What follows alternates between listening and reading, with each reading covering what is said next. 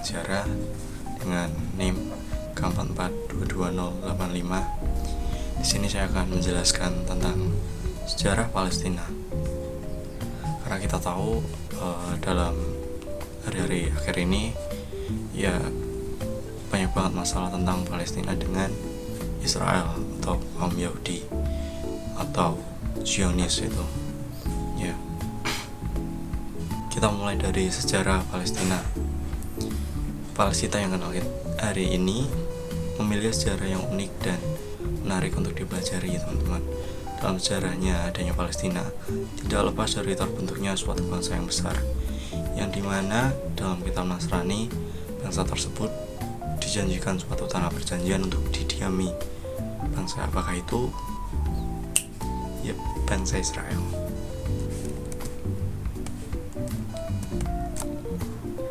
Kita mulai dari awal, yaitu silsilah Abraham.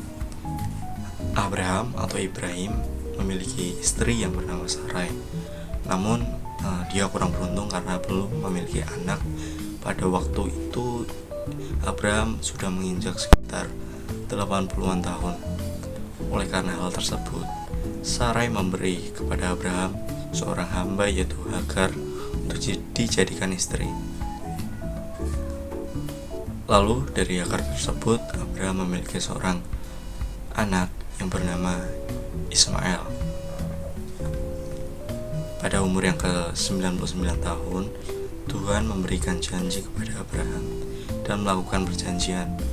Keturunan Abraham akan menjadi bangsa-bangsa yang besar dan tak terhitung jumlahnya, seperti bintang-bintang di langit dan pasir-pasir di pantai. Wow, banyak banget.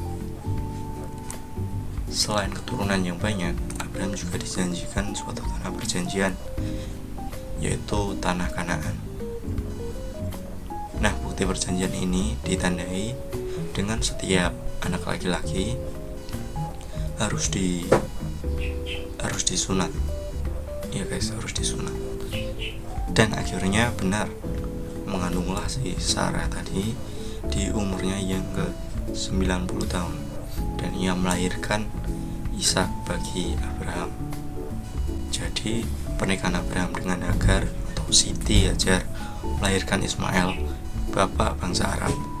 Sedangkan pernikahan Abraham dengan Sarah melahirkan Ishak, yang nantinya Ishak ini akan mempunyai anak yang bernama Yakub alias Israel. Lalu kita langsung ke pembahasan selanjutnya, yaitu sejarah Israel. Sejarah Israel dimulai ketika Yakub diperanakan dari Ishak dengan istrinya, yaitu Ribka. Nah, Yakub ini nantinya memiliki 12 anak, termasuk Yusuf. Seorang Yusuf adalah anak kesayangan Yakub. Oleh karena Yusuf diperlakukan lebih spesial dari saudara-saudaranya, muncullah perasaan iri di hati kakaknya. Sampai-sampai kakak Yusuf ini berbuat jahat kepadanya. Yusuf dibuang saudara-saudara ke dalam sumur kosong dan berbohong kepada Yakub dengan alasan Yusuf sudah mati dan dimakan binatang buas ketika Yusuf sedang mengembalakan domba-dombanya. Lalu siapa juga bapak yang mengetahui jika anaknya meninggal kalau tidak sedih? Bapak Yakub ini sangat bersedih hati mengetahui anak kesayangannya, yaitu Yusuf, mati dimakan binatang buas. Bahkan Yakub dituliskan ia kehilangan semangatnya hingga ia bertemu dengan Yusuf kembali. Setelah dimasukkan ke dalam sumur kering tadi oleh kakak-kakaknya, Yusuf diambil oleh pedagang dan menjualnya sebagai budak. Ketika menjadi budak, Yusuf difitnah oleh istri tuanya dengan tuduhan Yusuf hendak memaksanya untuk melakukan hubungan intim. Tapi teman-teman, sebenarnya istri tuanya inilah yang memang tergoda dengan Yusuf, karena memang Yusuf ini tampan banget kayak saya. Singkat cerita, Yusuf menjadi pegawai istana di Mesir dan dia pun diangkat menjadi bendahara kerajaan Mesir. Lalu, pada saat terjadi krisis ekonomi, keluarga Yusuf termasuk saudara-saudaranya diundang untuk tinggal di Mesir. Ketika mendengar hal ini, kembalilah semangat Yakub, bahkan kehidupan mereka termasuk saudara-saudaranya tadi dijamin beserta anak keturunannya oleh Yusuf. Sejak saat itulah populasi Bani Israel ini semakin lama semakin banyak. Lalu pada tahun 1550 sampai 1200 sebelum Masehi, terjadilah perubahan politik di Mesir. Bahkan Bani Israel dianggap sebagai suatu masalah yang besar bagi bangsa Mesir, karena memang jumlah Israel ini sangat banyak. Singkat cerita, salah satu bayi laki-laki dari Israel selamat, yaitu Musa. Musa ini yang akan membawa Bani Israel keluar dari tanah Mesir. Dalam proses keluarnya, Musa ini melakukan negosiasi dengan Raja Fir'aun, yaitu berupa 10 tulah kepada bangsa Mesir. Tapi di sini saya tidak akan menjelaskan hal ini, namun kita langsung saja lanjut, yaitu dalam perjalanan Musa yang waktu dikejar Fir'aun. Matilah Fir'aun, tenggelam di Laut Merah. Bangsa Israel selanjutnya melanjutkan perjalanan selama 40 tahun lamanya menuju tanah perjanjian, yaitu tanah Kanaan. Lalu Musa dari dataran Moab naik ke atas gunung Nebo, dan Tuhan memperlihatkan tanah-tanah yang dijanjikannya, namun Musa tidak akan menyeberanginya. Dia mati ketika berumur 120 tahun. Sebagai gantinya, Musa sebelumnya sudah menunjuk Yosua untuk menggantikannya. Sebenarnya teman-teman, alur cerita ini masih panjang sebelum Daud memerintah untuk Israel. Namun banyak peristiwa dari perebutan wilayah yang terjadi. Tapi kita langsung lompat saja pada tahun 1025 sebelum Masehi, di mana kerajaan Israel didirikan oleh Raja Saul atau Talut. Pada masa pemerintahannya banyak terjadi peperangan. Salah satu yang terkenal adalah peperangan melawan bangsa Filistin, yang mana di pasukan Filistin ini terdapat satu tentara dengan badan yang sangat besar dan perkasa, yaitu Goliat. Dituliskan, Daud yang masih sangat muda, ia berhasil membunuh Goliat dengan umban yang dilemparkannya mengenai dahi Goliat sehingga jatuhlah Goliat. Ketika itu, sebagian kecil Palestina dapat dikuasai oleh pasukan Saul. Palestina yang berada di bawah kepemimpinan Daud dianggap sebagai pendiri kerajaan Bani Israel di Palestina yang sesungguhnya. Raja Daud meninggal pada tahun 963 sebelum Masehi, lalu diteruskan oleh putranya yaitu Sulaiman atau Salomo, di mana Israel ini mencapai masa kemakmurannya. Daud dan Sulaiman memerintah Palestina sekitar 80 tahun. Sejak tahun 923 sebelum Masehi, kerajaan Sulaiman terbelah menjadi dua negara yang saling bertikai. Kerajaan yang pertama adalah Yehuda di selatan dengan ibu kotanya Yerusalem. Kerajaan ini dipimpin oleh Rehabeam, anak dari Sulaiman. Lalu yang kedua adalah kerajaan Israel yang berada di sebelah utara dengan ibu kotanya yaitu Samaria. Kerajaan ini diperkirakan berkembang antara tahun 923 hingga 722 sebelum Masehi dan menempati 72% wilayah Israel. Kerajaan Israel runtuh dan hilang setelah diserbu Sargon II, yaitu Raja Assyria, dengan rajanya yang terakhir adalah Hosea bin Elah.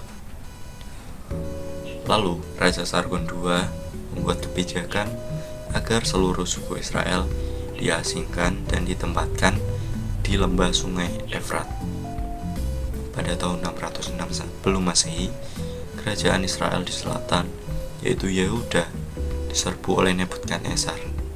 Banyak penduduk yang terbunuh dan diasingkan ke Babilonia, Irak.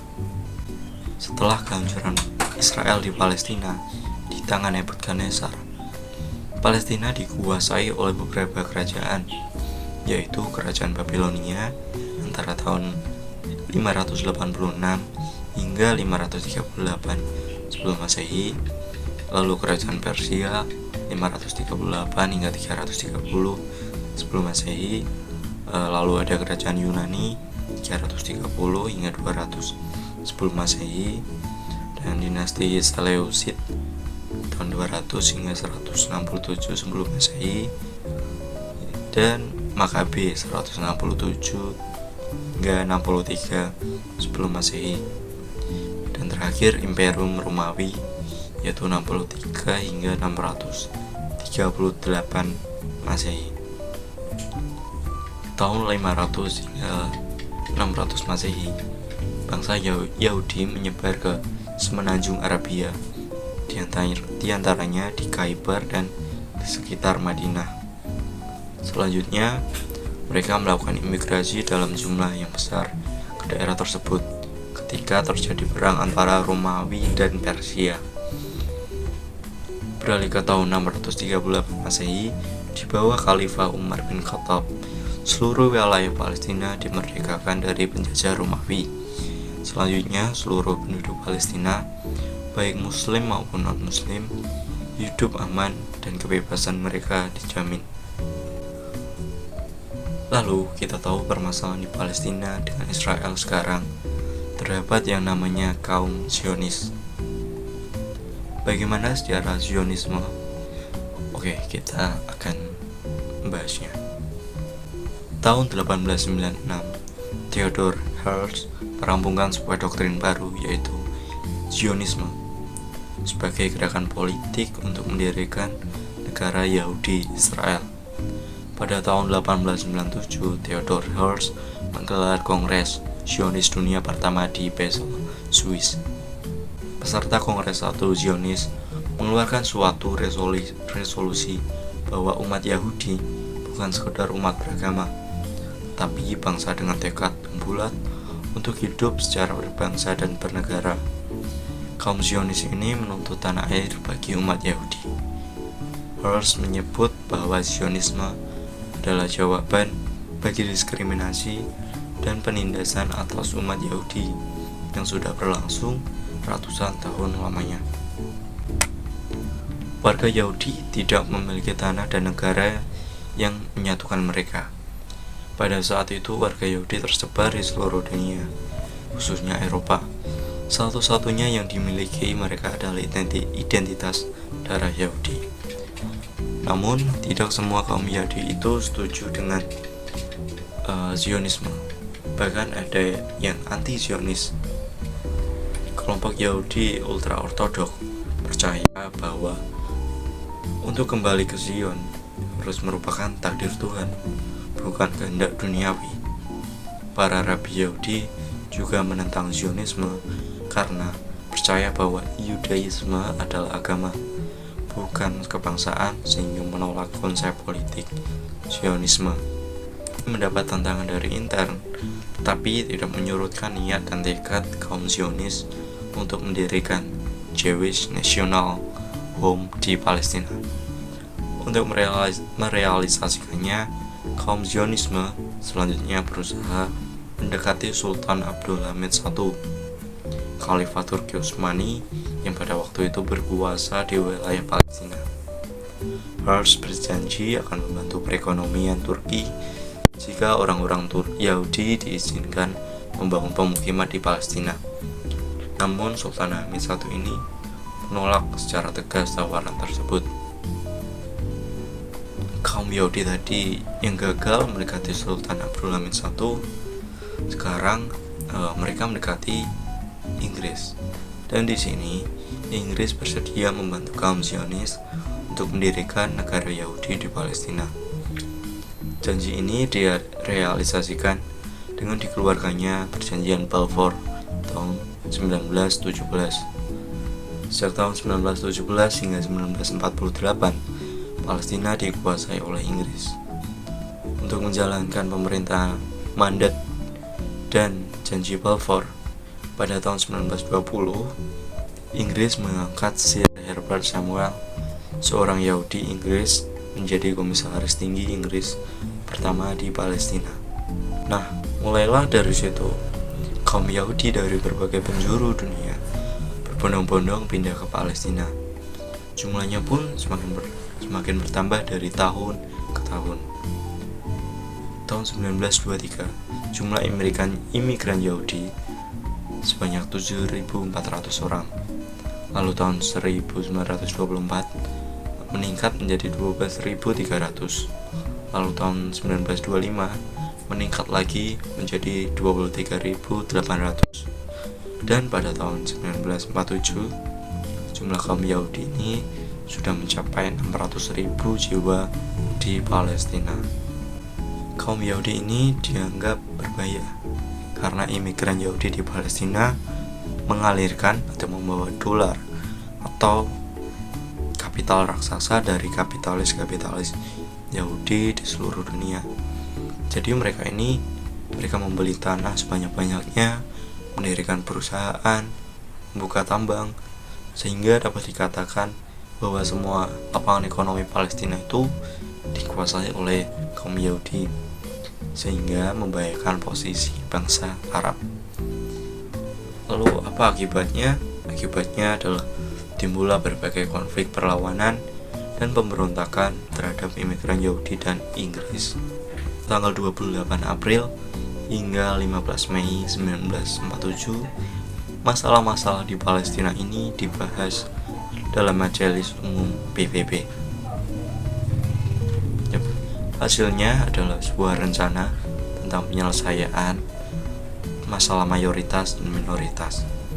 Rencana mayoritas yaitu usul tentang pembagian Palestina menjadi negara Arab, Yahudi, dan Yerusalem dengan uni ekonomi.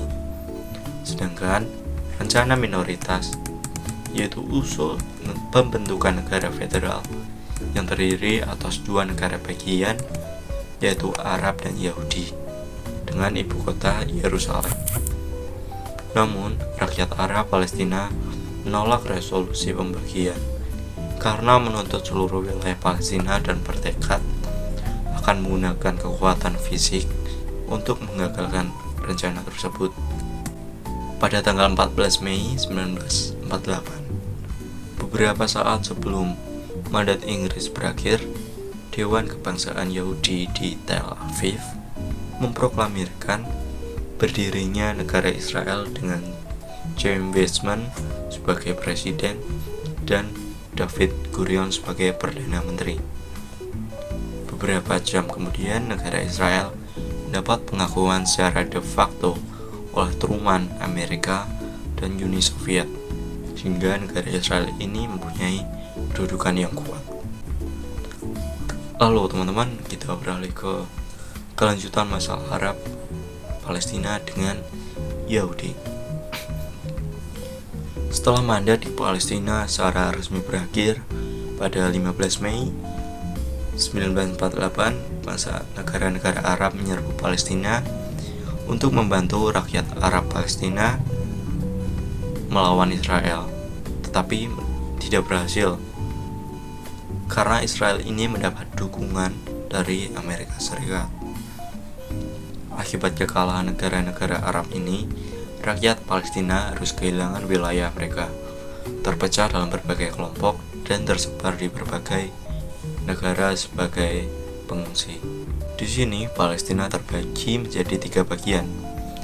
Yang pertama adalah jalur Gaza, 2 wilayah Israel, dan terakhir tepi barat. Sedangkan Yerusalem sendiri terpecah menjadi 2, yaitu Yerusalem Barat yang dikuasai oleh Israel dan Yerusalem Timur yang dikuasai oleh Yordania. Nah, dalam masalah Palestina Israel ini terdapat hal yang cukup menyedihkan. Rakyat Arab Palestina hanya dilihat sebagai pengungsi yang hak-haknya dibela oleh negara-negara Arab. Dalam berbagai perundingan juga, rakyat Arab Palestina ini tidak dilibatkan, namun mereka hanya sebagai topik pembicaraan. Lalu pada resolusi Dewan Keamanan PBB tanggal 22 November 1967 nomor 242 ini membatasi masalah rakyat Arab Palestina sebagai masalah pengungsi, bukan masalah politik. Meskipun tersebar di berbagai negara, tetapi perjuangan Palestina ini terus berkobar. Lalu timbullah organisasi perjuangan yaitu PLO atau Palestinian Liberation Organization di bawah pimpinan Yasser Arafat. Pada tahun 1971, PBB mengakui perjuangan rakyat Palestina sebagai perjuangan yang legal dan meminta negara-negara lain memberikan bantuan politik, moral, dan material. Pada tanggal 22 November 1974, Majelis Umum PBB mengukuhkan hak rakyat Arab Palestina untuk bernegara dan kembali ke Palestina. Lalu pada tanggal 15 November 1988, para pemimpin Palestina memproklamirkan kemerdekaan Palestina di Aljazair. Hal ini mendapat dukungan dari 20 negara termasuk Indonesia. Namun pada saat itu, negara barat hampir semua belum memberi tanggapan, kecuali Amerika dan Israel yang sudah terang-terangan menolak proklamasi Palestina. Secara de facto, Israel ini masih menjajah tepi barat dan jalur Gaza. Lalu, setelah itu terdapat perjanjian Oslo tahun 1993. Perjanjian ini ditandatangani antara Israel dengan PLO yang mengatur proses perdamaian.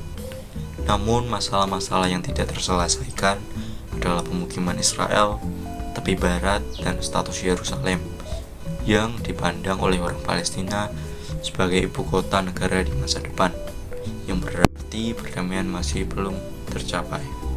Pada tahun 2000, Intifada Palestina dimulai lagi setelah kunjungan tokoh politik sayap kanan Israel, yaitu Ariel Sharon, sebuah kompleks di Yerusalem yang dihormati dalam Yudaisme, Kristen, dan Islam. Bentrokan dan kekerasan terus berlanjut hingga tahun 2005 yang menyebabkan ratusan orang tewas di kedua belah pihak. Lalu kita beralih ke tahun 2006. Kelompok militan Palestina Hamas memenangkan pemilihan di Gaza sehingga menyebabkan ketegangan politik dengan Fatah yang lebih moderat yang mengendalikan tepi barat.